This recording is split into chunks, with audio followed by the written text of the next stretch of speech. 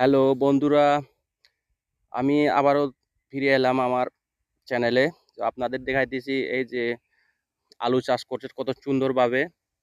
মাস খানিকের পরে আলু তোলা উপযোগী হয়ে যাবে। কত সুন্দরভাবে তুলছে যে মানে সারিবদ্ধভাবে এভাবে আলু চাষ করলে আপনারা স্বাবলম্বী হতে পারবেন। এভাবে যদি এই আলু চাষ করেন মানে আয়েল তুলে এবং কি সারিবদ্ধভাবে যদি লাগান আপনারা আলু বড় বড় হবে এবং কি এই এই আলু থেকে এক গাছ থেকে অনেক আলু পাবেন। প্রতিটি গাছ থেকে নাই বললে আপনারা হাফ কেজি আলু পাবেন।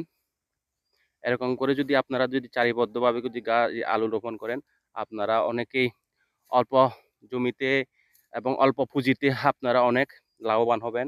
আর এদিকে দেখতেছেন এই যে বেগুন, এটা হচ্ছে লম্বা বেগুন।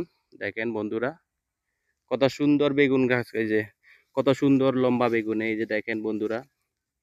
এরকম বেগুন আপনারা যদি চাষ করেন অবশ্যই স্বাবলম্বী হতে পারবেন অল্প পুঁজিতে, অল্প খরচে। দেখেন, এটা পুরো এলাকা জুড়ে হচ্ছে এরকম লম্বা বেগুন।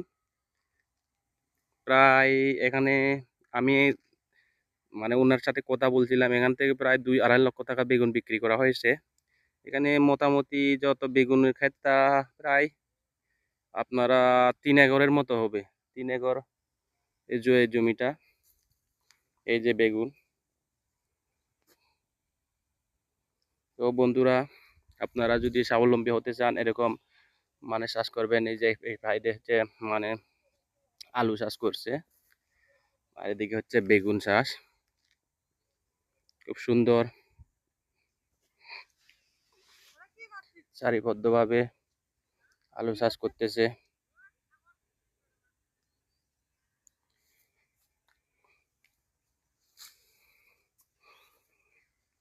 আমার এই বেগুন ক্ষেতটা দেখে খুবই ভালো লাগতেছে, কারণ এখান থেকে 2-2.5 লক্ষ টাকা অলরেডি বেগুন বিক্রি করা হয়েছে। এই যে কত সুন্দর বেগুন আপনাদেরকে আমি দেখাইতেছি। এই যে লম্বা বেগুন, এই জাতটা খুবই ভালো জাত, বেশি লাগে না।